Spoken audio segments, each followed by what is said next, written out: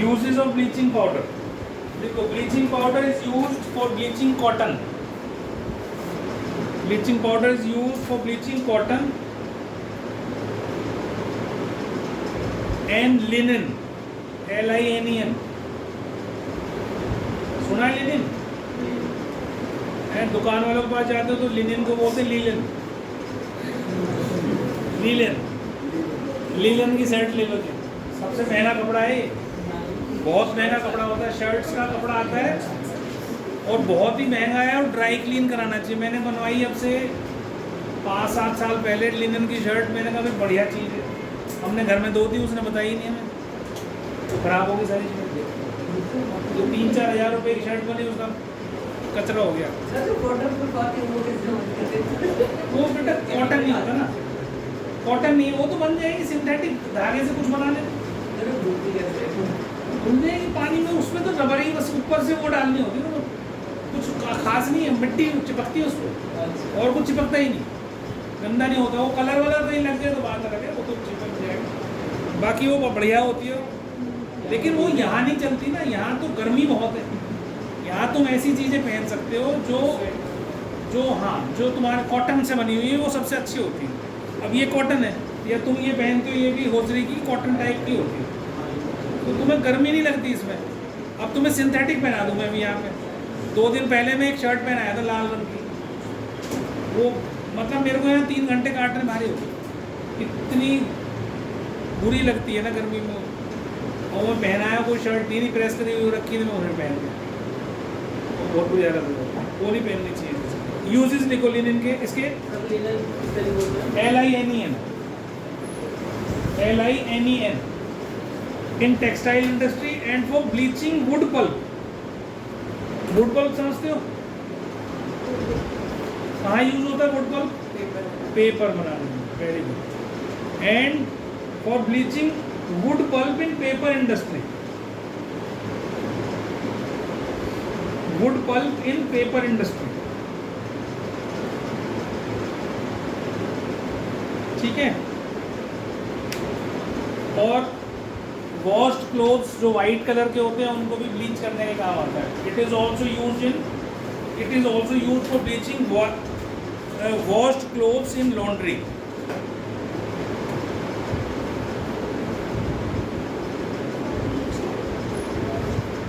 it is also used for bleaching washed clothes in laundry, ठीक है। और bleaching केवल हम किसकी करते हैं? वाइट की करते हैं, कलर वालों को ब्लीच नहीं करते, ये भी ध्यान रखना, कभी अपने कपड़े में डाल दो 1-2 बार में ही ये कलर सफ़ेद हो जाएगा, ऐसा बन जाएगा, ऐसा भी नहीं रहेगा, बेचारा बेकार ही है ना। अब दूसरा लिखो, it is use for disinfecting drinking water supply, it is use for disinfecting, it is used for disinfecting drinking water supply,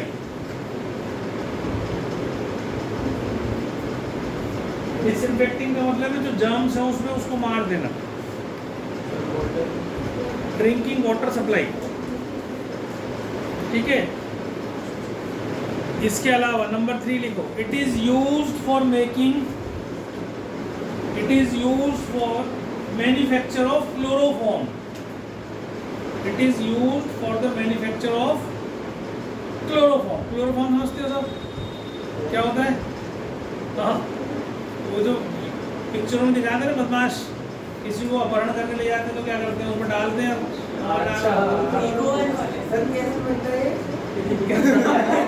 अभी कार्बन कंपाउंड में सिखाऊंगा,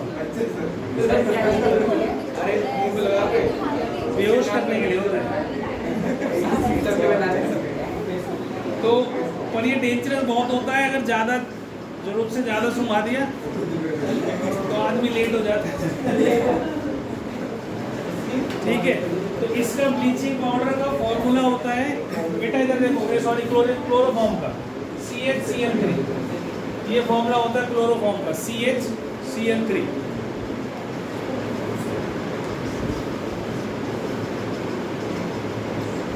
नंबर 4 लिखो, it is use for making wool unshrinkable. Unshrinkable ऊन को अनश्रिंकेबल मतलब बना सकते हैं इससे। प्रोसेस नहीं बता रहा हूँ, सिर्फ उसका यूज बता रहा हूँ। It is use for making wool unshrinkable. Unshrinkable shrink का मतलब समझते हो ना, सिकुड़ जाना। उसको अनसिकुड़, अब जब तुम प्रेस करते हो कपड़े के ऊपर तो इसीलिए करते हो क्योंकि वो श्रिंक हो जाती है, तो उसको सीधा करते हो, उसके अंदर सलबटे आ जाती हैं। तो ऊन जो है उसको अनश्रिंकेबल कर देती है जो ब्लीचिंग पाउडर। ठीक है, बस ये 4 यूजेस लिख लो। कॉटन में कैसे यूज करते हैं भाई? कॉटन में करेगा तो उसको सॉरी ब्लीचिंग पाउडर उड़ा देगा, नहीं उड़ा देगा। हाँ, पर देखो सारी चीज़ों में सब चीज़ काम नहीं करती। केमिस्ट्री तो ऐसी चीज़ है तो सब में नहीं काम करेगी। अब अगले आ जाओ जी प्लास्टर ऑफ पेरिस। अब टॉपिक डालो plaster of Paris. Plaster of Paris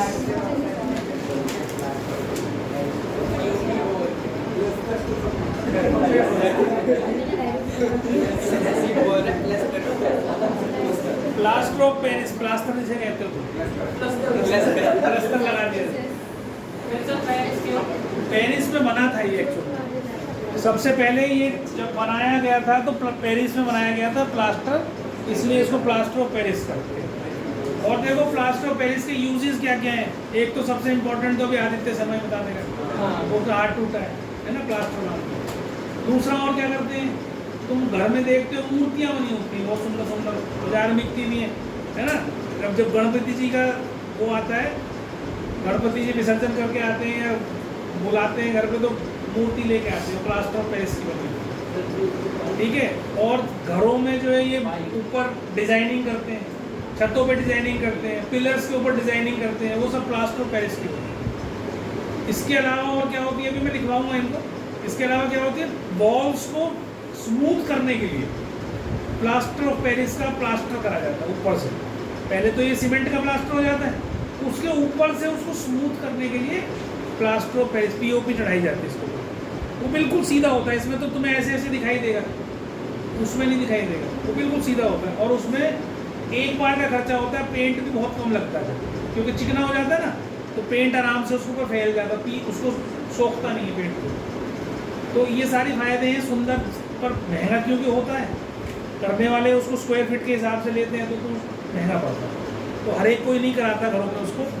ठीक है, तो ये प्लास्टर ऑफ पेरिस के यूज़ है। इसके अलावा और क्या यूज़ है, टेस्ट ट्यूब को सील करने के लिए, बिल्कुल सील, उसमें तो कुछ निकले ही ना, गैस निकल जाती नहीं तो बाहर, तो गैस को उसको टेस्ट ट्यूब को या कोई भी वेसल आपने ऐसा ले रखा है अपरेटस जो केमिकल का है, और उसमें से आप चाहते हो गैस बाहर ना निकले, तो उसके चारों तरफ क्या करते हैं, कॉर्क लगा के और प्लास्टर ऑफ पेरिस लगा देते हैं, तो सील पैक हो गई, उसमें तो कुछ नहीं बाहर आएगा, और सिर्फ आधा घंटे में वो टाइट हो जाता है।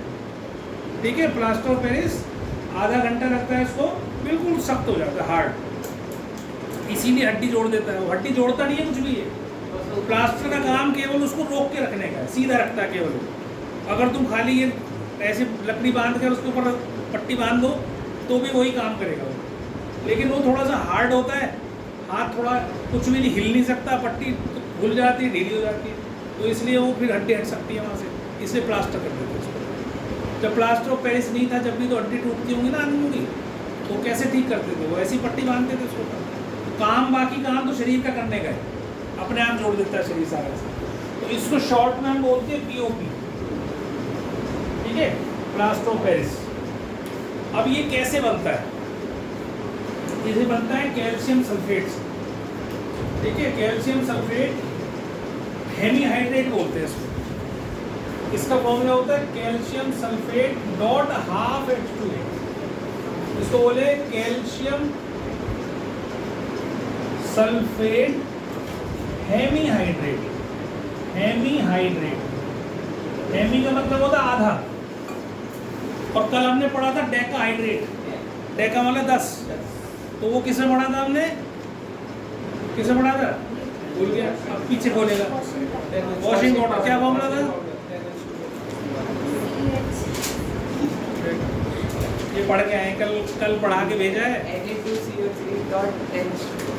Na2CO3 वॉशिंग Na2CO3.10H2 ये था वॉशिंग सोडा, और बिना पानी के था ये सोडा ऐश या एनहाइड्रस सोडियम कार्बोनेट। तो ये हटाने से उसकी प्रॉपर्टीज गायब हो गई, ठीक है। लेकिन ये लगते के साथ ही वो वॉशिंग करना शुरू कर देता है, भैया अपने आप नहीं करता, डाल के उससे वॉश कर सकते हो। दूसरा, अब ऐसे ही ये प्लास्टर ऑफ पेरिस किससे बनता है? ये तो है सोडियम कैल्शियम सल्फेट हेमीहाइड्रेट, ये बनता किससे? कैल्शियम सल्फेट .2H2, इसको बोलते हैं जिप्सम, GYPSUM, जिप्सम, इसका नाम है जिप्सम, कैल्शियम सल्फेट .2H2, ठीक है। इसको जब हम हीट करते हैं कंट्रोल्ड मैनर में, when it is heated at 100 degree Celsius, इसका ये टेम्परेचर बहुत इंपॉर्टेंट है, इससे ज़्यादा होते के साथ ही, अब इसमें क्या होगा देखो, ये 100 डिग्री पर ये आधा वाटर मॉलिक्यूल इसमें रह जाएगा दो में से, और जो बचे 3/2 मॉलिक्यूल्स हैं वो बाहर चले जाएंगे, उड़ जाएंगे। पानी को इसको गर्म करने से जो 2 वाटर मॉलिक्यूल्स में है उसमें से आधा वाटर मॉलिक्यूल रह जाएगा और 3/2 बाहर चले जाएंगे। तो ये इंपॉर्टेंट चीज़ है, अगर ये 100 डिग्री से ज़्यादा कर दिया तो ये वाटर मॉलिक्यूल भी चला जाएगा। फिर इसको हम कैल्शियम सल्फेट को बोलेंगे डेड बर्न्ट प्लास्टर, जैसे उसमें सोडा ऐश बोला था ना, ऐसे ही इसमें बोलेंगे डेड बर्न्ट, जला हुआ प्लास्टर। मतलब ये प्लास्टर बनते बनते तुमने जला दिया, प्लास्टर नहीं बन पाएगा। समझ में आ गई बात?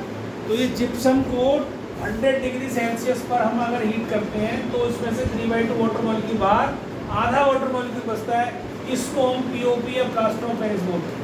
इसका नाम है कैल्शियम सल्फेट हेमीहाइड्रेट। आप POP लिख दो, वो जाओ, ठीक है।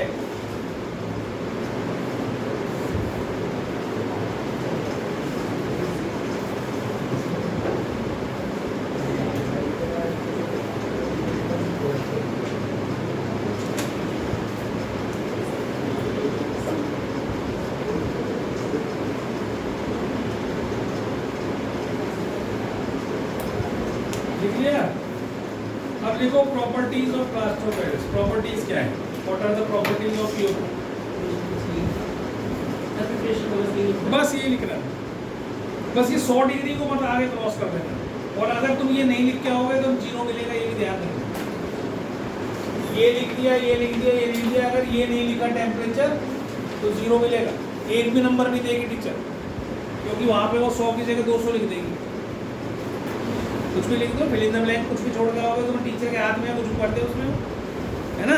तो इसलिए ये ही इंपॉर्टेंट है सबसे ज़्यादा इस सारे इसमें रिएक्शन के अंदर। अब आगे चलते हैं प्रॉपर्टीज। देखो POP is a white powder, POP is a white powder.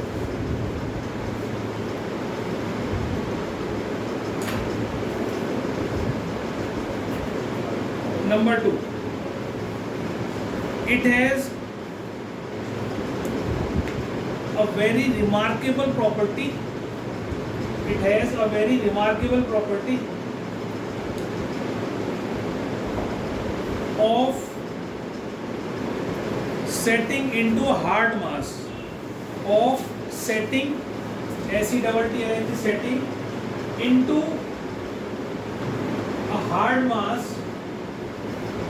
Into a hard mass on wetting with water. On wetting, WETT, पानी डालने पर, wetting with water, ठीक है। अब क्या होता है, जब तुम इसमें पानी डाल देते हो POP में, तो ये वापस से ये वाटर मॉलिक्यूल रीगेन कर लेता है और जिप्सम बन जाता है। जिप्सम को गर्म करके हमने ये बनाया था ना। अब अगर इसमें पानी डाल दोगे तो it becomes hard mass, hard हो जाएगा। हार्ड होने का मतलब बना क्या, वापस जिप्सम बन जाएगा। तो पानी डालने पर इसको जिप्सम बना, इसीलिए POP को कभी खुला नहीं छोड़ा जाता, क्योंकि एटमॉस्फेयर से वो ह्यूमिडिटी खींच लेता है, पानी खींच लेता है और दाने दाने बन जाते हैं, उसके बेकार हो जाते हैं, उसकी प्रॉपर्टीज बेकार। अब जिप्सम बनने के बाद उसमें कुछ नहीं बचा, अब कोई प्रॉपर्टी नहीं है उसके अंदर, सेट होने की, वो पहले ही सेट हो गया। ठीक है, तो जिप्सम से पीओपी बनाया, पीओपी से जिप्सम बना सकते हैं अगर उसमें पानी डाल दें। तो जब डॉक्टर के पास जाते हैं तो वो क्या करता है, पहले जब पीओपी बनता था, प्लास्टर होता था, तो पहले पट्टी बांधते थे, फिर उसको पीओपी को पानी में डालते थे, उसका अच्छे से पेस्ट बनाते थे, उसे चढ़ाते थे इसको वैसे ऊपर चढ़ जाता था सारा, थोड़ी देर में सूख जाता था, आधा पौना घंटे में पूरा हार्ड हो जाता था। अब क्या आता है, अब पट्टी के अंदर ही पाउडर मिक्स आता है, उस पट्टी को बांधते हैं, पाउडर उसमें होता है, उसके ऊपर केवल पानी चलाना होता है, डॉक्टर ऐसे करता है, पानी चला देता है, वो हार्ड हो जाता है, तो हार्ड सॉलिड हो जाता है। तो प्लास्टर जो है ये होता है प्लास्टर ऑफ पेरिस। ठीक है, अब अगली प्रॉपर्टी लिखो। अब इसमें ये भी लिख सकते हो प्रॉपर्टी में, अब हार्ड मास बन गया तो इस प्रॉपर्टी को भी आप ऐसे शो कर सकते हो, इसी के नीचे लिख देना, ये जिप्सम बन गया, इसको नीचे लिख लो हार्ड मास जिप्सम। पीओपी के अंदर पानी डालने पर दोबारा जिप्सम बन गया। ठीक है,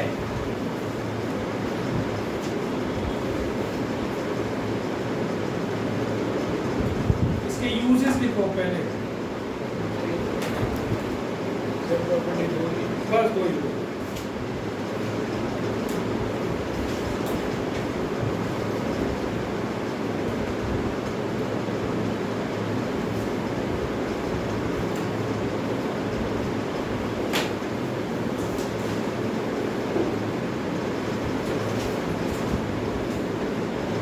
लिखो, इट इज यूजेस में लिखो, it is used in hospitals, it is used in hospitals,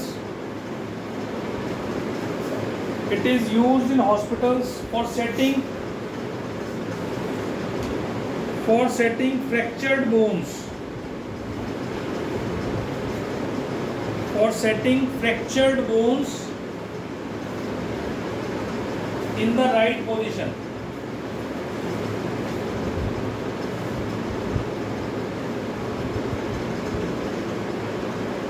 ठीक है, नंबर 2 लिखो, it is used in making toys, it is used in making toys,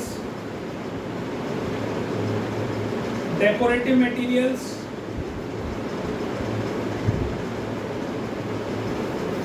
cosmetics, लड़कियां इसको चेहरे पे भी लगाती हैं, कॉस्मेटिक्स में डलता है गोरा करने के लिए। ब्लैक बोर्ड, चौक, अब तो चौक का सिस्टम लगभग खत्म ही हो गया, सब स्कूल में तुम्हारे में क्या है, चौक ही चल रहे हैं अभी, बेकार लोग।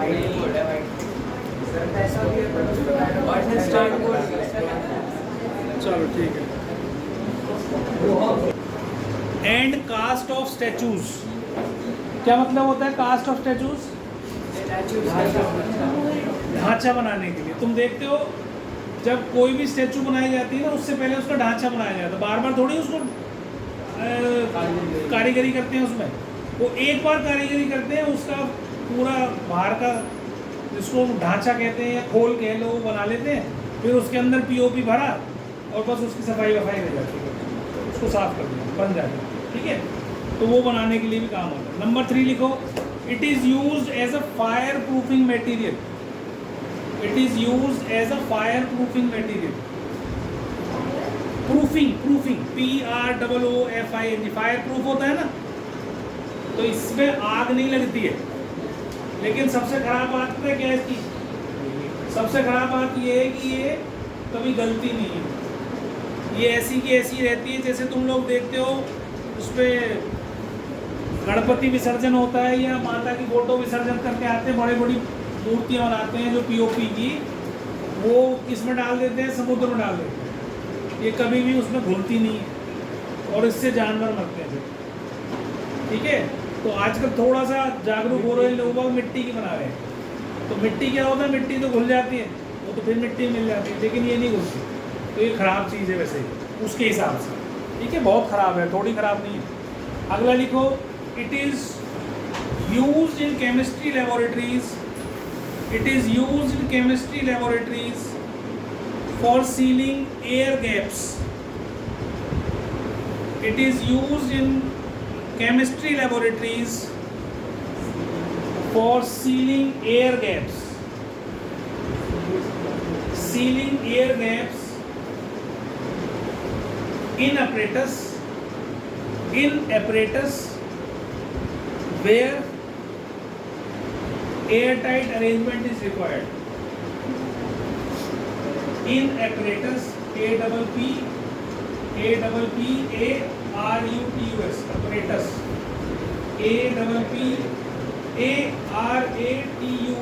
apparatus where seal या airtight arrangement is required.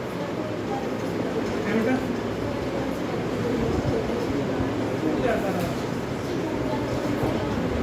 हाँ बिल लगाना ही पड़ेगा। वेस्ट नहीं है ये, अब तो कैसे करोगे? बहुत सस्ता आता है, सबसे अच्छी बात तो ये 10-20 रुपए किलो आता है। 20 रुपए किलो आती है कोई चीज़ टूट गई फिर दोबारा लगा दो उसमें, ठीक है। और किस तरीके से ये प्लास्टर ऑफ पेरिस कॉस्ट बहुत कम है इसकी, 20 रुपए किलो 30 रुपए किलो इसके बीच में आता है, तो आसानी से इसको वेस्ट कर सकते हो।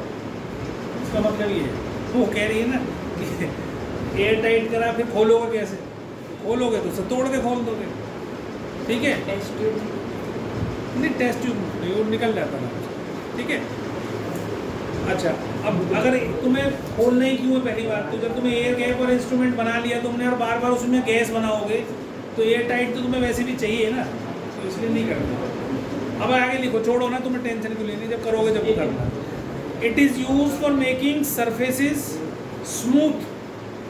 It is use for making surfaces smooth before painting them. It is used for making surfaces smooth before painting them.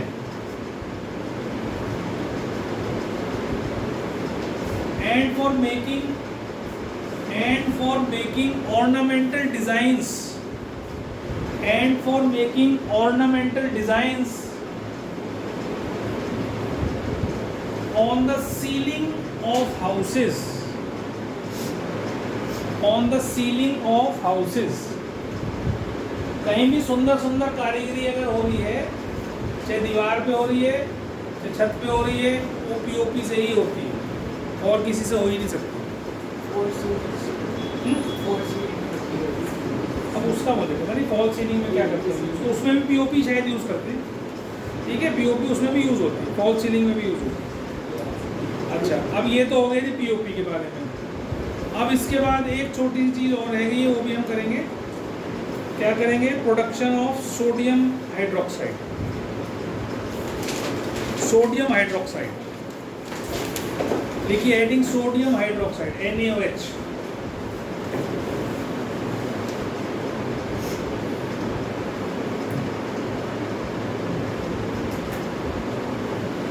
NaOH, ठीक है, बच गई।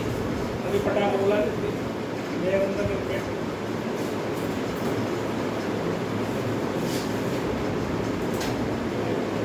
अब एक बार समझना, जो मैं समझाऊंगा उसको फिर से रिपीट कर रहा हूँ, वैसे तो मैं कर चुका हूँ पहले रिपीट, ठीक है।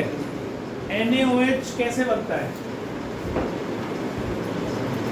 NaOH देखो, अगर मैं इसको बनाते हैं किससे? सोडियम क्लोराइड, ठीक है। सोडियम क्लोराइड से बनाते हैं और इलेक्ट्रोलिसिस प्रोसेस से बनाते हैं, इलेक्ट्रोलिसिस करते हैं। अब जब तुम्हें इलेक्ट्रोलिसिस करते हैं तो तुम्हें इलेक्ट्रोलाइट चाहिए होता है, उसके जो लिक्विड होता है जिसके अंदर करते हो। तो अगर हम इलेक्ट्रोलिसिस कर रहे हैं, ध्यान से समझ लेना इस बात को, गलती हो जाती है नहीं। ये तुम इलेक्ट्रोड डाल देते हो इसके अंदर, यहाँ पर तुम क्या करते हो? इलेक्ट्रोलाइट डाल देते हो, NaCl का सॉल्यूशन, या तो NaCl का सॉल्यूशन डालते हो। अब क्यों डालते हो? क्योंकि नमक के अंदर से तो करंट पास होता नहीं। नमक के अंदर से करंट पास हो सकता है? नहीं हो सकता। किसके अंदर से हो सकता है? जब नमक लिक्विड फॉर्म में हो तो उसको दो तरह से कर सकते हैं। आयनाइज करना है इसको, NaCl को आयनाइज करना है, या कह लो डिसोसिएट करना है, तोड़ना है आयंस में। डिसोसिएशन मतलब ब्रेकिंग इनटू आयंस, डिसोशिएट करना। ये एसोसिएशन है, डिसोसिएशन होगा तो क्या बनेगा, Na+Cl-।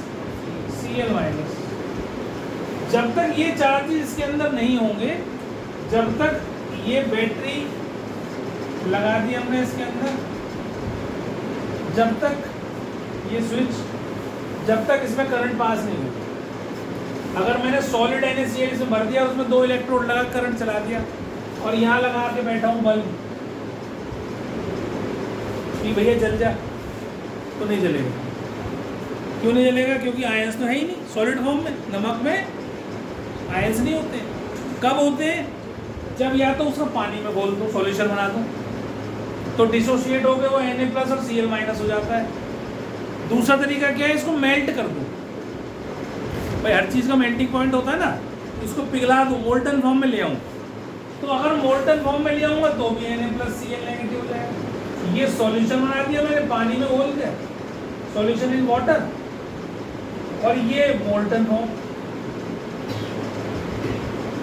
ठीक, मेरी बात समझना अच्छे से, बहुत इंपॉर्टेंट चीज़ समझा रहा हूँ उसको। अब अगर तुम्हें सोडियम बनाना है, सिर्फ सोडियम, तो हम सोडियम में मोल्टन फॉर्म लेंगे, पिघला हुआ सॉल्ट इसमें डाल के करंट पास कर देंगे। ठीक, पिघलाया हुआ सोडियम क्लोराइड हम इसमें डालेंगे और करंट पास कर देंगे। तो ये प्लस होता है, ये माइनस होता है टर्मिनल। तो नेगेटिव वाले को हम बोलते हैं कैथोड और पॉजिटिव वाले को बोलते हैं हम एनोड। ये आपको पता है, नहीं पता तो अब सीख लो। ठीक है, और जो ये पॉजिटिव आयन है इसको हम बोलते हैं कैटायन और नेगेटिव को बोलते हैं एनायन। ठीक, तो हमेशा चार्जेस जो है वो ऑपोजिट डायरेक्शन में जाते हैं, ऑपोजिट चार्जेस पे जाते हैं। यहाँ नेगेटिव है, ये पॉजिटिव है, तो नेगेटिव के पास कौन जाएगा, पॉजिटिव वाला। Opposite charges attract each other. तो सोडियम प्लस था, Cl- है, तो ये यहाँ जाएगा। और ये क्लोरीन वाला जो क्लोराइड आयन है वो यहाँ जाएगा। नेगेटिव वाला कहाँ चला गया, पॉजिटिव पे, और पॉजिटिव वाला कहाँ चला गया, नेगेटिव। ठीक, अब इसमें क्या होता है वो समझा रहा हूँ। Na+ गया किसके पास, कैथोड के पास। अब Na+ का मतलब है इसके अंदर कितने इलेक्ट्रॉन्स हैं, कितने इलेक्ट्रॉन्स हैं Na+ में, कितने इलेक्ट्रॉन्स हैं भाई, 28, मतलब कि 10 है। 11 होता है सोडियम का एटॉमिक नंबर, इसका कॉन्फ़िगरेशन होता है 281। ये एक इलेक्ट्रॉन क्लोराइड को दे देता है, तो ये पॉजिटिव चार्ज आता है इसके ऊपर। ये मैं पहले 50 बार समझा चुका, फिर समझा रहा हूँ, फिर समझ लो। लेकिन तुम समझते कोई नहीं। दिक्कत ये है, यहाँ पे आते हो, बैठते हो, घर चले जाते हो। अब ये क्लोरीन का था, इसी सोडियम है, और ये क्लोरीन है, अभी सोडियम है, ये क्लोरीन है 287। इसके पास एक ज़्यादा है, इसने इसको दे दिया। इसके पास एक कम है, 288 बनाना है, इसे भी 28 बनाना है। आउटर मोस्ट शेल को 8 लेके आना, तो इसने एक दे दिया। एक दे दिया, इसमें पहले इलेक्ट्रॉन थे 11, चार्ज कितना हो गया, -11। प्रोटॉन कितने थे, +11। दोनों को मिलके 0 चार्ज था इसके ऊपर। लेकिन जैसे ही इसने अपना एक इलेक्ट्रॉन यहाँ दिया, तो इसके पास इलेक्ट्रॉन रहेंगे 10, और चार्ज कितना हो गया, 11 - 10 इज +1। बड़ा नंबर माइनस छोटा नंबर, +1। ऐसे ही इसमें इलेक्ट्रॉन पहले थे 17 और प्रोटॉन थे +17, तो चार्ज था 0। लेकिन अब एक इलेक्ट्रॉन इसने इसको दे दिया, तो यहाँ हो गई 18, और -18 + 17 इज -1। तो इसके ऊपर चार्ज आता है क्लोरीन के ऊपर -1, और सोडियम के ऊपर चार्ज आता है +1। तो इस प्रकार से सोडियम क्लोराइड बनता है। आयनिक बॉन्डिंग होती है, मेटल और नॉन मेटल के बीच में क्या होती है, आयनिक बॉन्डिंग होती है। इलेक्ट्रोवेलेंट बॉन्डिंग भी बोलते हैं उसको, आयंस बन जाते हैं। ठीक है, इसका ये कैटायन बन गया, ये एनायन बन गया। ठीक, अब जब हम, ये Na+ है, इसके पास एक इलेक्ट्रॉन कम है। अब ये अगर हमें इसे सोडियम बनाना है, तो एक इलेक्ट्रॉन हमें इसे देना पड़ेगा। भाई सोडियम कब बनेगा, जिसके ऊपर चार्ज ना हो। जब एक इलेक्ट्रॉन जो इसने दिया था वो इसे वापस मिल जाए, तो इट विल बिकम सोडियम। अभी सोडियम आयन है, फिर सोडियम बन जाएगा। तो इसने एक इलेक्ट्रॉन, कैथोड के पास इलेक्ट्रॉन नेगेटिव चार्ज थे, तो इसने यहाँ से एक लेकर क्या बन गया, ये एक इलेक्ट्रॉन की कमी थी, 1 + 1 - 0। तो क्या चार्ज आ गया इसके ऊपर? 0, सोडियम बन गया। अब ये कहाँ चिपक गया सोडियम? कैथोड पर चिपक गया। ये कैथोड की रिएक्शन हो गई इसके अंदर, उस पर चला गया। और क्लोरीन का क्या हुआ? क्लोरीन के पास एक ऑलरेडी था, तो ये क्या करेगा? एक इलेक्ट्रॉन बाहर दे देगा। या ऐसे लिख लो या ऐसे लिख लो, -1 इलेक्ट्रॉन। तो इसने एक इलेक्ट्रॉन दे दिया तो क्या बन जाएगा? फिर Cl बन जाएगा। फिर 287 हो जाएंगे इसके अंदर। पहले 18 हो गए थे इलेक्ट्रॉन, अब कितने हो जाएंगे? फिर 17 हो जाएगा। तो ये क्लोरीन बन गया। और क्लोरीन जो है, 2 क्लोरीन एटम मिलकर क्लोरीन गैस बना देते हैं, क्योंकि क्लोरीन एटम एग्जिस्ट नहीं करता है, वो डायटोमिक होता है। मैंने पहले ही बताया था, जितनी भी नॉन मेटल गैसेज हैं they all are diatomic. Oxygen O2, nitrogen N2, chlorine Cl2, bromine Br2, जितने भी गैसेज हैं, हाइड्रोजन H2, ये सब कैसी होती है? डायटोमिक होती है। तो ये भी डायटोमिक बन जाएगा। तो यहाँ क्लोरीन बन जाएगा यहाँ पर एनोड पर, और कैथोड पर क्या बन जाएगा? सोडियम बन जाएगा। ये कब होगा? जब तुमने मोल्टन फॉर्म में लिया NaCl, पिघला दिया, पानी नहीं मिलाया इसके अंदर, पिघला दिया। लेकिन अगर तुमने इसके अंदर पानी मिला दिया होता तो सोडियम तो बनता, लेकिन क्योंकि सोडियम काशीनाथ 2nd नंबर का मोस्ट रिएक्टिव मेटल है, ये तुरंत ही जो उसके अंदर पानी पड़ा होगा उस पानी के साथ रिएक्ट कर देगा, फिर it will become sodium hydroxide, NaOH बन जाएगा। Na ना बनकर अब क्या बन जाएगा? ये NaOH बन जाएगा। अगर यहाँ पर सॉल्यूशन है तो इट विल बिकम Na क्या बन जाएगा? पानी के साथ मिलकर NaOH बना देगा। बात समझ में आ गई मेरी? क्लियर है सबको? तो ये चीज़ आपको ध्यान रखनी है। ये समझाया है, मैं लिखवाऊंगा इसको। ये समझ में आ गया ना सबको? तो कभी भी ध्यान रखना है कि यहाँ पर मोल्टन फॉर्म, अगर सोडियम बनाना है तो मोल्टन फॉर्म में लेना है, अगर उसको NaOH बनाना है तो you have to take solution, पानी में घोलना है उसको। और यहाँ भी ब्राइन यूज होता है। ब्राइन क्या बताया था कल मैंने? Concentrated solution of salt in water. पानी में घोलते जाओ घोलते जाओ घोलते जाओ, जब घुलना बंद हो जाए that is called brine, saturated solution. ठीक है, उसको हमने यहाँ इसमें यूज़ करना है। अब मैं लिखवा रहा हूँ, उसको लिखिए। प्रोडक्शन ऑफ सोडियम हाइड्रोक्साइड कैसे होता है?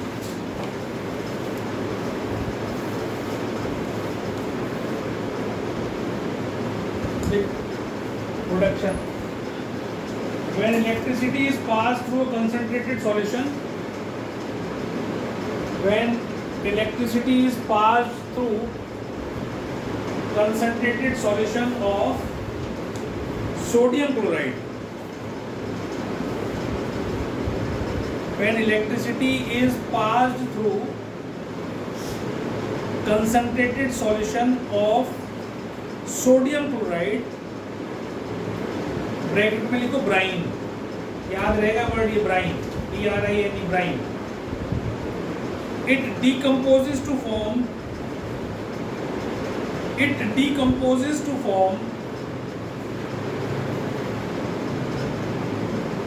sodium hydroxide. It decomposes to form sodium hydroxide, chlorine and hydrogen. ठीक है,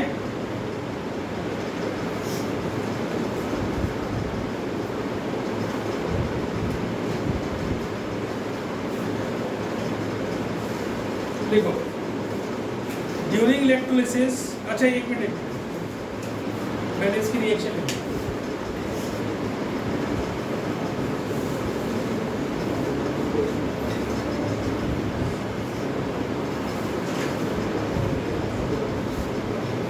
NaCl plus H2O, इसको लिखो इलेक्ट्रोलिसिस,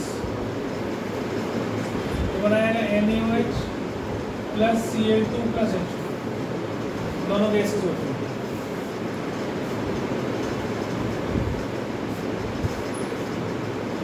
ठीक है, बैलेंसिंग करनी है तो बैलेंस भी कर सकते हो। क्या होगी बैलेंसिंग इसकी? 2NaCl 2H2O 2NaOH। बैलेंसिंग याद है ना सबको? कभी भूल गए हो?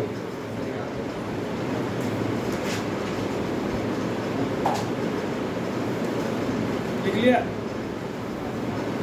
रिएक्शन लिख ली, कहाँ लिखी? NaCl ठीक है, लिखो ड्यूरिंग इलेक्ट्रोलिसिस, लिखो फटाफट, during electrolysis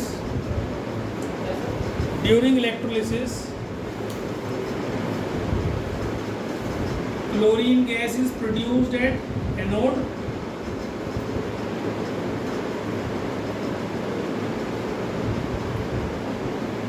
hydrogen gas is produced at cathode,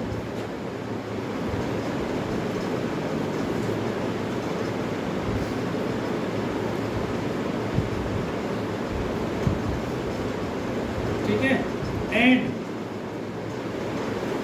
sodium hydroxide solution is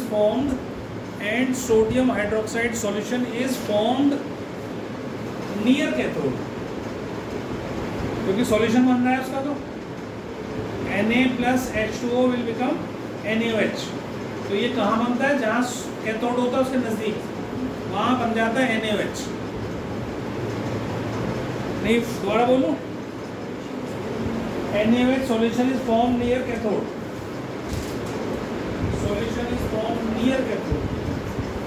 ठीक है। अब इस प्रोसेस को क्या बोलते हैं? This process is called chlor alkali process. अभी लिखवाऊंगा लाइन पूरी प्रॉपर। इसको बोलते हैं क्लोर अल्कली प्रोसेस। क्यों बोलते हैं? क्योंकि इसके अंदर NaOH बना, which is an alkali. Alkali क्या बताया था? जो बेसिस पानी में डिसॉल्व हो जाते हैं, तो NaOH इज अल्कली, और क्लोरीन बनता है इसमें, इसलिए इसका नाम रखा हुआ है क्लोर अल्कली प्रोसेस, ठीक है। दिस अब मैं बोल रहा हूँ उसको लिख लो। The process of electrolysis of sodium chloride solution. The process of electrolysis of sodium chloride solution is called chlor, CHLOR, chlor alkali process, क्लोर alkali process.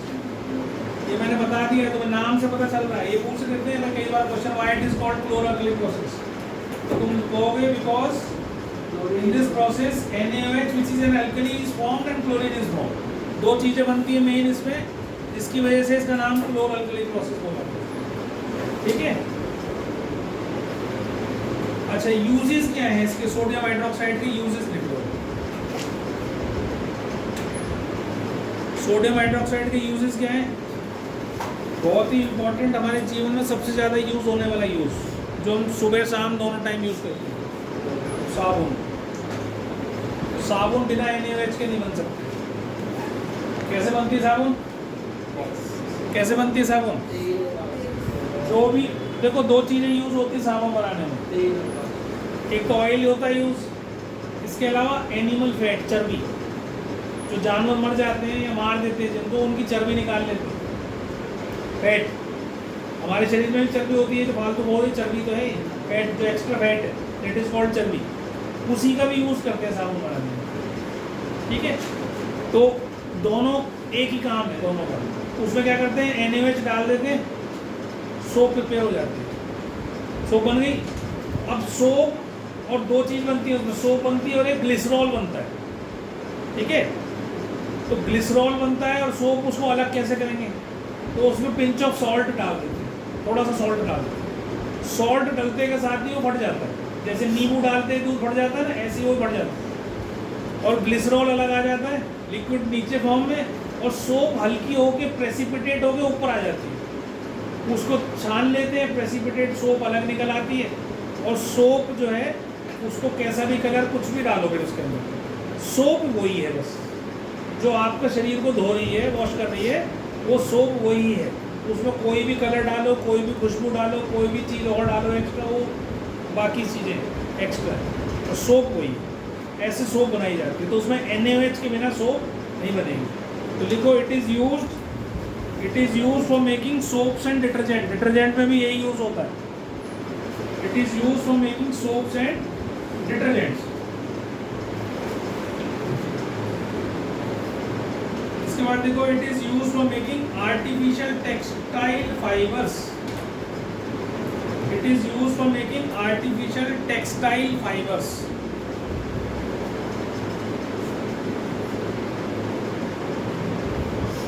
Artificial textile fibres, जो सिंथेटिक कपड़े बनते हैं ना, उसमें से एक टेक्सटाइल फाइबर होता है रेयॉन, वो रेयॉन बनाया जाता है इसकी हेल्प से। ठीक है, नंबर 3 लिखो, it is used in the manufacture of paper.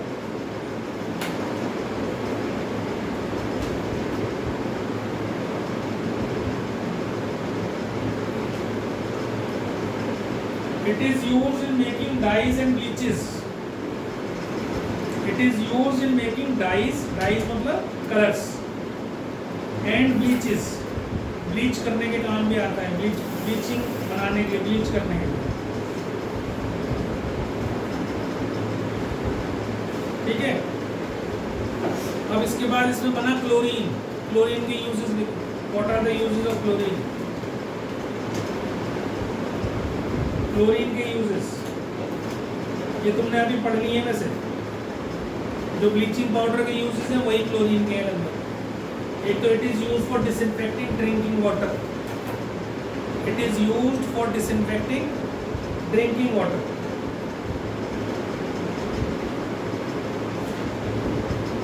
And water in swimming pools. Swimming pools के पास जाओगे तो बहुत खतरनाक सी स्मेल आती है उसमें, इसकी क्लोरीन की।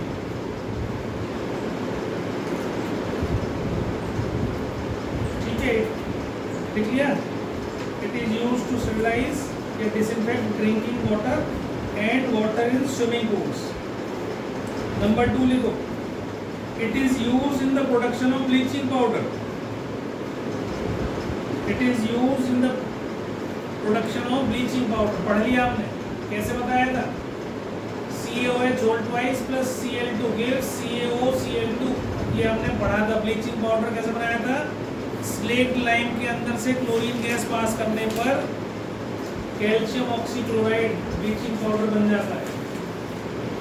ठीक है, अगला लिखो, it is used in the production of hydrochloric acid HCl. It is used in the production of hydrochloric acid.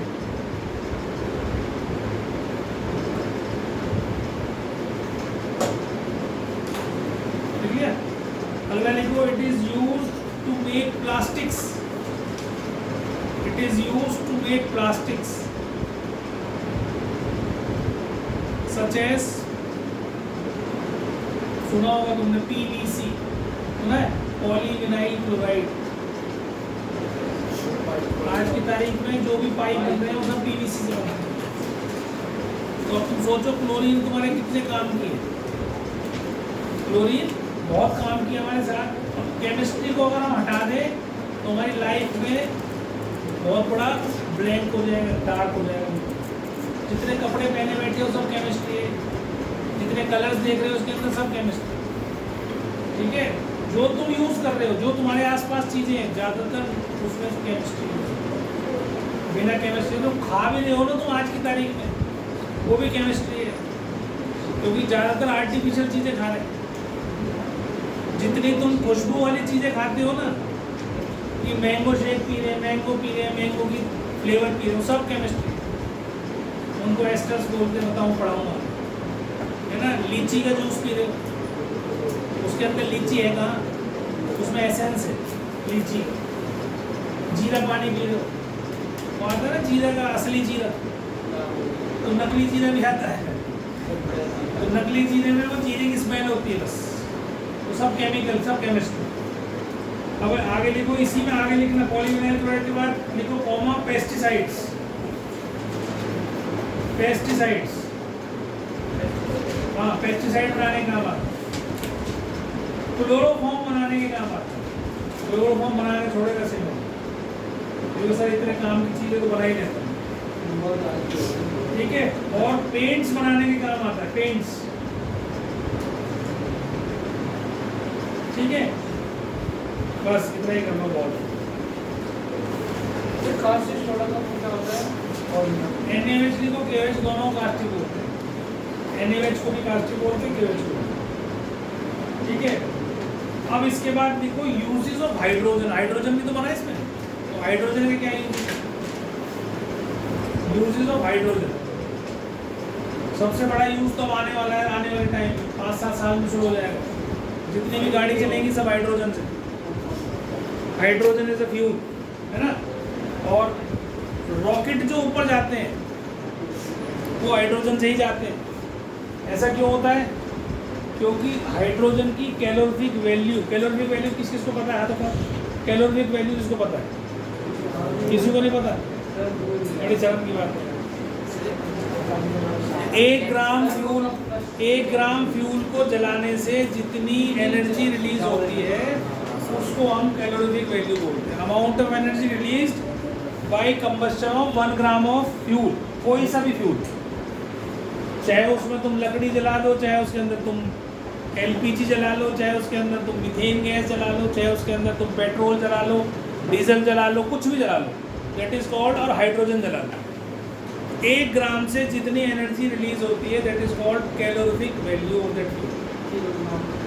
ठीक है, किलो जूल पर ग्राम। ठीक, किलोग्राम नहीं, किलो जूल पर ग्राम। अब डिफरेंस देखना, जो तुम जितने भी फ्यूल जलाते हो, जो तुम्हारे पास है, पेट्रोल, डीजल, केरोसिन, लकड़ी, कोयला, जो भी कुछ है, उसकी कैलोरीफिक वैल्यू 50 किलो जूल पर ग्राम से 55 या 60 मान लो, चलो 60 किलो जूल पर ग्राम के बीच में होती है। मतलब 1 ग्राम को जलाने से 5000 जूल दे देता है। ठीक है। और जो हाइड्रोजन होती है उसकी होती है 150 किलो जूल पर ग्राम, 3 गुनी होती है, 3 टाइम्स। तो इसीलिए, क्योंकि हमारे को अगर रॉकेट को भेजना है ऊपर, तो उसके अंदर एस्केप वेलोसिटी होनी चाहिए। पढ़ी होगी तुमने क्लास 9 में, जिस वेलोसिटी से हमारे अर्थ की ग्रेविटेशन को तोड़ता हुआ रॉकेट बाहर निकल जाए। तो उसके लिए हमें ऐसा फ्यूल चाहिए जो थोड़ी फ्यूल से बहुत ज़्यादा एनर्जी प्रोड्यूस करे। तो हाइड्रोजन हम वहाँ पर यूज़ करते हैं, और साथ में लिक्विड ऑक्सीजन उसके साथ देते हैं ताकि कंबशन को वो हेल्प करे, और दोनों मिलके रॉकेट बन जाते हैं। तो अब ये रॉकेट जो है हमारा, एक तो जब हाइड्रोजन जलती है तो उसमें कोई भी पॉल्यूशन नहीं होता है, कुछ है ही नहीं। क्या बनेगा? पानी बनेगा। H2 + O2 इज वाटर, तो पानी रिलीज होता है उससे। अब जितने भी तुम फ्यूल यूज़ कर रहे हो उनमें सब में कार्बन डाइऑक्साइड तो रिलीज होती है हर एक में। ठीक है। सबसे क्लीन फ्यूल उस टाइम किसको माना जाता है? आपको एलपीजी गैस को, या सिलेंडर को, या तुम्हारा जो सीएनजी, उसको क्लीन फ्यूल मानते हैं। भाई उसके अंदर से कोई गैस रिलीज नहीं होती, लेकिन उसके अंदर से कार्बन डाइऑक्साइड तो रिलीज होती है। तो कार्बन डाइऑक्साइड की वजह से ही आज हम 50 डिग्री टेम्परेचर झेल रहे हैं, क्योंकि क्या करती है? ग्लोबल वार्मिंग करती है, हीट को बाहर नहीं निकल के जाने देती बाहर। भाई देखो, हम अर्थ पे एग्जिस्ट कर रहे हैं तो भी इस कार्बन डाइऑक्साइड की वजह से ही कर रहे हैं, और जितने भी प्लैनेट्स हैं उस पर कार्बन डाइऑक्साइड नहीं है या बहुत कम है।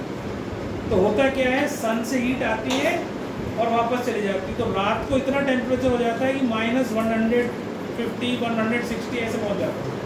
तो उसमें तो हम रह ही नहीं सकते, हमारा तो शरीर फट जाएगा, उसमें इतना फ्रोजन हो जाएगा, शरीर सारा फ्रोज हो जाएगा। तो इसलिए हमारे लिए ये हेल्प करती है कार्बन डाइऑक्साइड, हीट आती है और उसको बाहर नहीं जाने देती। तो सन से हीट आई, उसको रोक लेती है ब्लैंकेट की। लेकिन तुमने इसकी जो लेयर है यू निकाल के CO2 रिलीज कर करके वो मोटी कर दी, तो वो बिल्कुल भी हीट को रिलीज नहीं होने दे रही। तो थोड़ी बहुत बाहर जाती भी थी तो वो रिलीज होने नहीं दे रही, वहीं ट्रैप हो गई सारी। अब वो ट्रैप होते होते इतनी गर्मी हो गई है कि वो बढ़ती जा रही है। तो इसलिए तुम देखो ग्लेशियर्स पिघलते जा रहे हैं, मैंने पिछली क्लास में बताया था, हर चीज़ खत्म होती जा रही है। तो आने वाला समय 50 साल बहुत खतरनाक वाले आने वाले हैं, बहुत खतरनाक। मतलब अभी 5 साल 10 साल में तुम जगह जगह देखोगे अकाल पड़ने शुरू हो गए।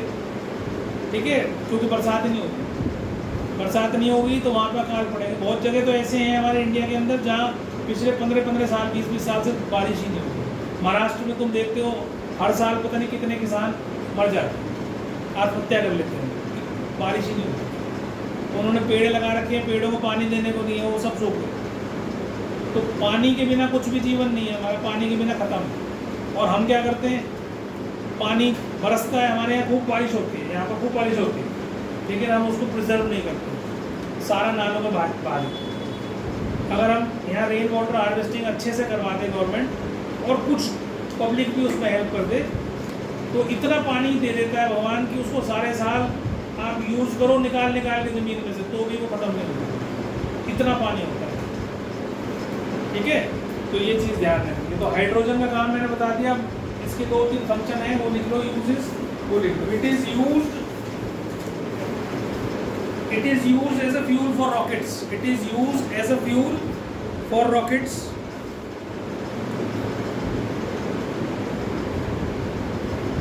It is used in the production of hydrochloric acid, HCl, H2 plus Cl2 से ही HCl बनता है। It is used in the production of hydrochloric acid. It is used for making ammonia gas. It is used for making ammonia gas. Ammonia gas से क्या बनता है, fertilisers, urea बनता है। ठीक है, यूरिया का फॉर्मूला क्या होता है, NH2CONH2, ये फॉर्मूला होता है अमोनिया का। ठीक है, NH2CONH2 अमोनिया, अमोनिया गैस से बनता है यूरिया, फर्टिलाइजर। नंबर 3 लिखो, it is used to make